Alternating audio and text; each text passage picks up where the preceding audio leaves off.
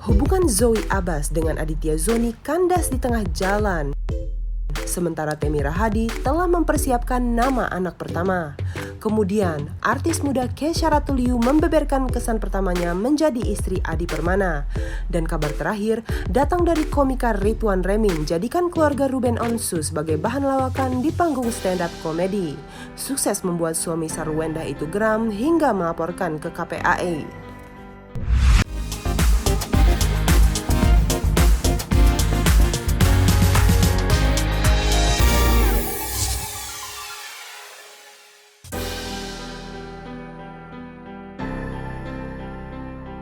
2 tahun lebih menjalin hubungan asmara, akhirnya kisah romantisme Joey Abbas Jackson dan Aditya Zoni harus kandas di tengah jalan. Padahal, sebelumnya kedua sejoli tersebut terlihat sangat serasi dan kerap menghabiskan waktu bersama. Bahkan keduanya digadang-gadang sebagai penerus amar Zoni dan Iris Bella yang merupakan kakak dari Adit. Kabar putusnya jalinan cinta Joey dan Adit mencuat kala Adit mulai menghapus semua foto kebersamaannya dengan Joey di akun Instagramnya. Hal tersebut sontak saja membuat publik terutama para penggemarnya menjadi heboh lantaran tak percaya dengan kabar tersebut. Namun, ditemui di lokasi syuting, Joey pun akhirnya menjawab kabar tersebut. Kita masih baik-baik aja. Wah, nggak perlu ditunjukin lah kalau udah apa. Lahir komunikasi, kebetulan abang aku juga masih kerja sama dia, jadi masih ada komunikasi. Kerap menghabiskan waktu di lokasi syuting, kini Joey justru terlihat akrab dengan lawan mainnya di salah satu sinetron, Cinta Brian. Ini menjadi pertemuan pertama bagi Joey dan Cinta saat dipertemukan dalam satu judul sinetron yang sama. Meski begitu, keduanya tampak dengan mudah bisa langsung akrab satu sama lain. Bahkan, tak sedikit penggemar yang menjodoh-jodohkan keduanya lantaran terbawa perasaan dengan peran yang dimainkan keduanya. Apalagi, keduanya tampak serasi satu sama lain. Ya alhamdulillah kalau misalnya ternyata banyak banget pemirsa-pemirsa yang ngedukung aku, Nana sama Dewa, ataupun aku sama Cinta, kita berdua pun senang banget. Cuman kayaknya untuk hal-hal kayak gitu kayak kita belum kepikiran nih ya, kita masih mengseriuskan apa yang di depan kita dulu gitu loh. Kayaknya untuk hal-hal pribadi ya biarin aja lah, make it, kita harus utamain apa yang di depan mata kita, yaitu kembangin cerita kita dengan bagus, kembangin karakter Nana dan Dewa ini secara bagus. Ya kayaknya selagi komentar-komentarnya hal-hal yang positif, aku sangat appreciate ya hal-hal kayak gitu. Maksudnya kritik dan saran pun kita juga dengar. Tapi kan balik lagi kita hanya sebagai pemain, kita pemain sinetron ini, kita hanya menjalankan tugas kita mengikuti alur cerita dalam sinetron gitu. Tapi ya komen-komennya kita selalu baca kok, ada-ada aja kan yang lucu gitu. Banyak memerankan sosok protagonis dalam berbagai sinetron yang dibintanginya, rupanya Joey memiliki sejumlah aktris yang menjadi panutannya dalam berakting. Meski sering mendapatkan peran sebagai perempuan baik dan tertindas, rupanya tak membuat Joey selalu dipuji oleh netizen. Pasalnya, tak jarang ia dibanjiri komentar pedas akibat peran yang dimainkannya tersebut. Kalau luar negeri banyak banget sih, Julia Roberts, Anne Hathaway, Emma Watson pasti, Brad Pitt, Margot Robbie, wah dia keren banget sih. Johnny Depp itu yang keren-keren banget sih, yang udah senior lah. Ada-ada aja. Aku banjir DM lah, tiba-tiba, aduh lemah banget sih, gini gitu. Tapi kan, ya what can I do gitu. Tapi ya artinya aku bisa memerankan peran aku dengan baik. Kabar bahagia tengah meliputi pasangan Temi Rahadi dan Ira Wahyuni. Pasalnya, sejoli yang menikah 5 tahun silam itu akan dikaruniai buah hati. Dengan kabar tersebut, pria yang lahir di Bandung itu pun mengatakan telah mempersiapkan nama untuk sang calon bayi. Temi yang ditemui tim Bintang Mas menyebutkan jika nama calon anaknya nanti ingin diberikan nama Chelsea yang diambil dari klub bola idolanya. Kendati demikian, hingga saat ini nama yang pasti untuk calon anak yang berjenis kelamin perempuan itu masih dalam diskusinya bersama sang istri. Itu hasil USG itu udah berapa bulan ya Bapak? Istri sendiri udah berapa bulan? 22 minggu. 22 minggu? Berarti dikit lagi udah mau melahirkan lagi? HPL sih menurut dokter hari prediksi lahir insya Allah 2 atau 3 Juni, tapi bisa mundur seminggu atau 2 minggu. Ya kemungkinannya pasti habis lebaran. Temi yang menceritakan cerita seputar kehamilan anak pertamanya itu terlihat sangat bahagia. Pasalnya, janin yang dikandung Ira itu adalah hadiah terbesar dalam hidupnya di tengah pandemi ini. Mengingat dirinya bersama istri telah mengalami beberapa kali kegagalan saat program kehamilan. Kebahagiaan dari Mas Temi sendiri seperti apa sih? Udah Ya, lama banget. yang pasti hadiah terbesar saya di saat pandemi adalah istri saya hamil, dan ini di luar dugaan. Kenapa? Karena 3 kali inseminasi saya gagal, 1 kali bayi tabung saya gagal, dan Tuhan kasih saya anugerah yang sangat luar biasa, saya hari ini hamil normal. Itu yang bikin kita kaget. Dan di saat kegagalan itu kita sempat ngedrop, tapi tetap konsultasi sama dokter, tetap ikhtiar sama dokter. Rencananya akhir tahun ini mau IVF lagi, mau bayi tabung lagi. Ternyata setelah keguguran yang after bayi tabung, Allah kasih. Kalau boleh tahu, program bayi tabungnya udah berapa kali dicoba itu Mas Temi? Bayi tabung sekali, inseminasi sekali. Tapi alhamdulillah saya punya dokter, saya punya klinik yang tetap mensupport saya. Istilahnya dalam artian kan kalau atau ya akhirnya saya menyadari bahwa program kehamilan itu bukan hanya keinginan, tapi harus konsisten dari si pasangan suami istri. Ketika saya ngedrop, istri saya nguatin saya. Begitupun sebaliknya, ketika istri saya ngedrop, saya nggak suka. Kalau kan istri hamil di kala pandemi, gimana Bang menyikapinya Bang? Sama istrinya? Posesif gue bro. Mau belanja bulanan aja, belanja apa, kemana, pulang. Nggak boleh lama-lama ya. Dan kebetulan atau ya istri ketika hamil tuh bawaannya pengen jalan gitu, pengen apalagi waktu awal-awal trimester pertama kan katanya agak riskan.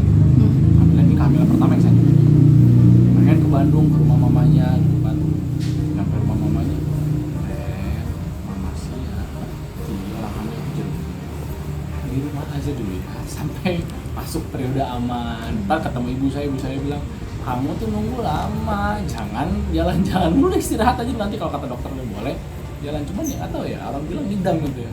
Alhamdulillah ngidamnya nggak aneh-aneh, ngidamnya pengen jalan-jalan aja.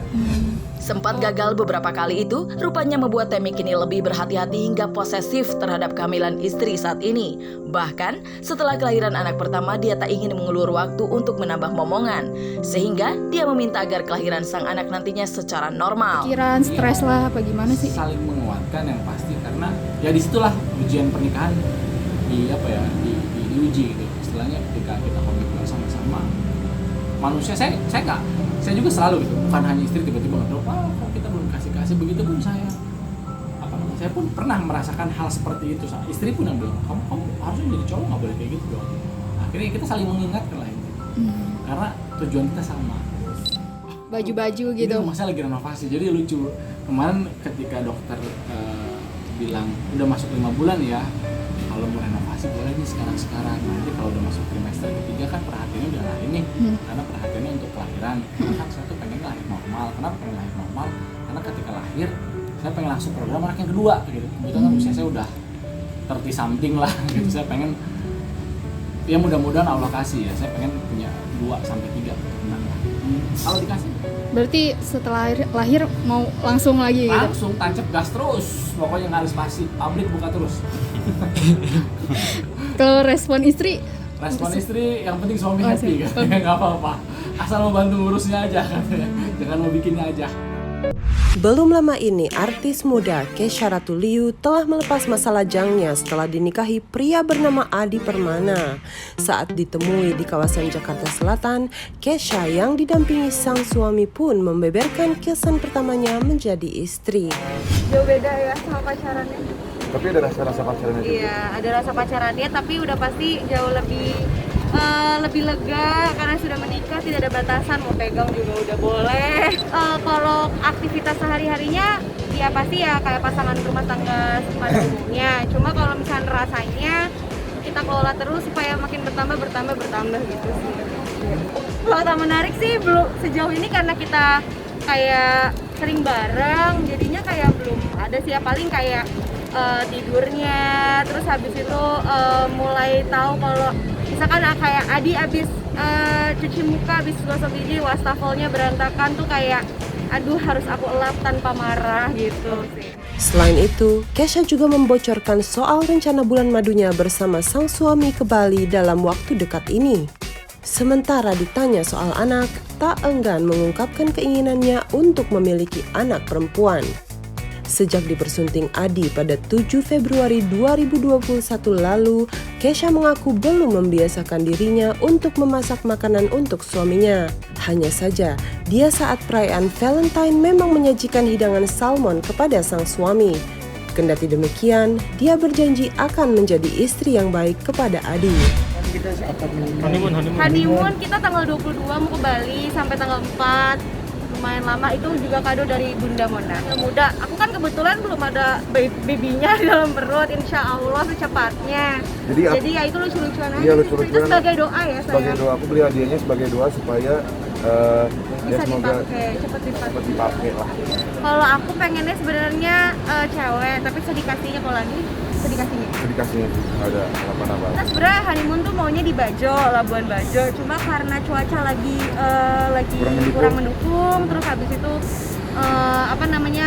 kita juga nikahannya sempat pindah tempat. Tadinya cuma di satu gedung aja, terus jadinya kita di hari 2 hari, terus habis itu ya udah deh kita honeymoonnya yang mini honeymoon aja dulu. Iya benar. Tadinya awal banget tuh kita pengen banget umroh. Umroh sempat dibuka waktu itu kan. Tadi kita mau Maret umroh, tapi karena ditutup lagi untuk Indonesia dan untuk semuanya ya kayaknya ya. Jadi kita batal umroh dulu. Insya Allah kalau udah dibuka kita umroh.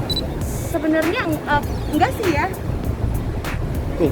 Karena kita juga nggak ada tujuan yang pengen banget itu cuma umroh gitu. Jadi ya ngerasanya kayak ya belum bisa umroh, berarti mungkin belum dipanggil sama Allah gitu. Sebagai istri gimana ya, menjadi istri ya sekarang lebih kalau Adi makan aku harus menyiapkan gitu-gitu aja sih sebenarnya. Kalau bedanya tuh nggak ada bedanya banget. Jadi aku kayak lagi belajar juga untuk menjadi istri yang baik untuk Adi gitu sih. Yang penting saling melengkapi ya. Kalau masak aku belum masak sejujurnya, baru kemarin pas Valentine itu aku pertama kalinya masak untuk Adi. Nah itu masaknya apa sayang? Salmon pakai creamy spinach, pakai kentang goreng. Iya. Aku lebih ke western gitu, soalnya western bukannya gaya-gayaan tapi masaknya gampang. Komedian Ridwan Remin belum lama ini terseret kasus melakukan roasting ke keluarga presenter Ruben Onsu, yakni Sarwenda dan Veteran Peto. Tak ingin publik mengeluarkan pernyataan negatif, dia pun akhirnya buka suara menanggapi tuduhan tersebut. Ridwan Remin yang menghadiri panggilan di gedung KPAI mengatakan tak ada niat untuk menghina keluarga sang presenter. Menurutnya, apa yang dikatakannya di atas panggung itu adalah fakta serta cocok dijadikan bahan leluconan lantaran keluarga mereka sangat populer di jagadmaya saat itu. Menjelaskan tentang video stand up, terus materi stand up, kenapa membuatnya seperti itu, proses pembuatannya gimana, terus tujuan dari materi itu apa, ya gitulah. Udah dipersiapkan lah, tentunya kalau tampil tanpa persiapan kan bunuh diri ya, jadi pasti nggak akan lucu juga. Jadi memang semuanya udah dipersiapkan, dan alasan kenapa pemilihan nama atau pemilihan peristiwa itu jadi bahan dari materi saya ya karena memang cocok aja sama tema materinya, introduction, perkenalan gitu. Kan di situ saya ngejelasin antara tahu dan kenal gitu. Orang zaman sekarang banyak yang nggak mau saling mengenal, maunya pengen tahu doang. Sementara kalau pengen tahu doang nantinya bakal timbul persepsi yang tidak sesuai sama fakta. Dan saat itu lagi rame videonya mereka di sosial media yang menurut saya cocok sama tema pembahasan saya. Ya saya mah sebenarnya karena emang materinya juga kayak kalau stand up juga sering gitu bawa nama-nama orang, bawa tokoh juga. Sebenarnya memang nggak kaget kalau ada yang merasa tersinggung atau segala macam. Cuman yang perlu ditekankan adalah niat awalnya memang tidak untuk menyinggung. Kalaupun saya nyebut nama orang, bawa peristiwa orang, ya memang sesuai aja sama apa yang pengen saya omongin saat itu. Saat ditanya soal kesiapan dirinya jika Ruben membawa kasus ini ke ranah hukum, Ridwan dengan gamblang menyebut dirinya sudah siap menanggung resiko atas perbuatannya itu. Dan dia akan mengikuti proses yang diinginkan Ruben darinya, kini dia hanya bisa berharap agar masalah ini cepat selesai. Emang udah ngelaporin ya? Belum.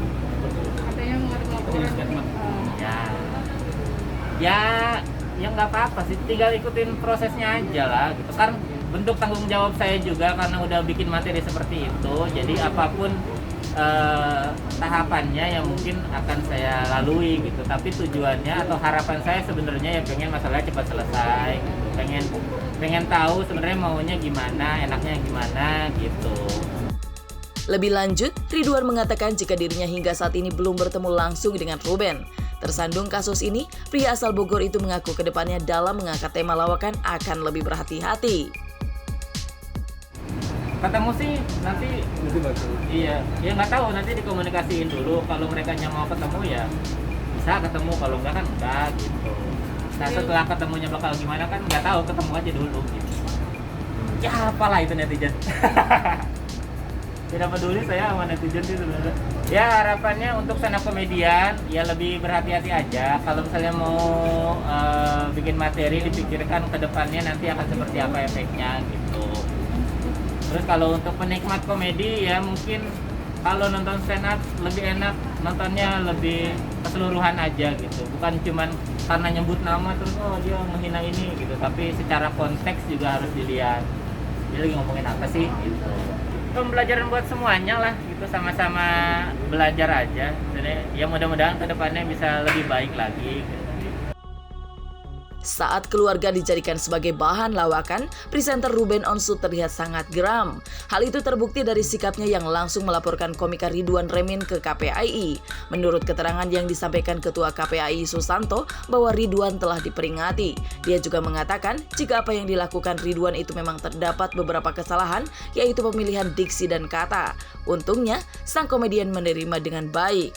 Pertama bahwa tadi kita memang mengundang ya kepada saudara R yang sebenarnya ini juga sebagian orang sudah mengetahui, bahkan tadi Mas Ridwan kalau tidak salah sudah memberikan penjelasan kepada teman-teman sekalian dan teman-teman media.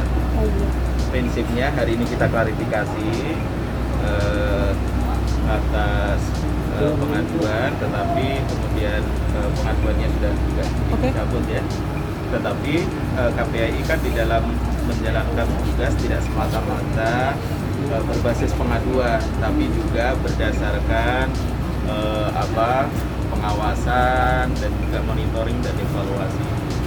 Teman-teman tim kami juga sudah memonitor ya, sekaligus juga sudah melakukan pengawasan terhadap video ya, terhadap konten yang itu juga sudah diakses oleh publik, sehingga kami tadi samakan persepsinya. Sekali lagi kita menyamakan persepsinya sekaligus juga melakukan klarifikasi kepada bersangkutan. Yang bersangkutan juga sudah menjelaskan ke kami, Mas Ridwan dan teman-teman yang lain sebagai komedian, kita ingatkan bahwa perlindungan anak itu tidak hanya dilakukan oleh orang tua, tidak hanya dilakukan oleh pemerintah daerah, negara, tetapi juga masyarakat.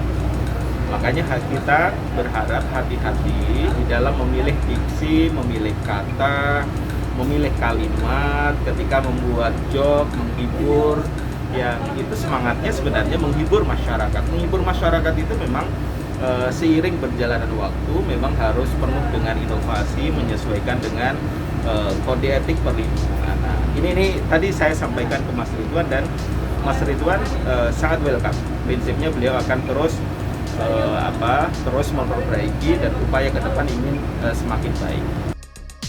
Meskipun Ridwan Remin telah mengaku tak berniat membuat keluarga Ruben Onsu tersinggung, pengacara Ruben Onsu Minola mengatakan tak seharusnya sang klien dijadikan sebagai bahan olok-olokan untuk alasan apapun. Dengan gamblang, Minola mengatakan bahwa kelakuan Ridwan itu adalah bentuk penghinaan kepada keluarga Ruben Onsu. Ya, jadi seperti yang sering saya sampaikan ya, jadi saya harus mulai lagi ya supaya tidak terjadi simpang siur informasi. Berawal dari Ruben kirim video lawakan ya, sebuah stand up komedi gitu ya, yang mana dalam video itu nama keluarganya Ruben digunakan ya, anaknya, istrinya, dan juga Ruben sendiri ya. Nah, kalau saya melihatnya secara sekilas sebagai orang awam ya, karena kan masyarakat Indonesia ini kan tidak semuanya paham yang namanya stand up, nggak paham yang namanya hal-hal yang seperti itu, tapi ketika kita melihat sekilas maka kita akan menilai bahwa ini keterlaluan. Jadi sebuah kreativitas itu kan tidak perlu harus mengorbankan orang lain apapun alasannya ya. Nah, jadi kalau misalnya saya melihat bahwa itu kan sangat tidak etis ketika kita membawa dan menjadikan olok-olokan hubungan yang terjadi antara seorang anak, ibu, dan ayahnya ya. Ini kan jadi bahan lawakan, seolah ada sesuatu yang salah, seolah ada sesuatu yang keliru terkait dengan masalah hubungan mereka di tengah-tengah keluarga mereka. Nah, jadi ini yang saya melihatnya seperti suatu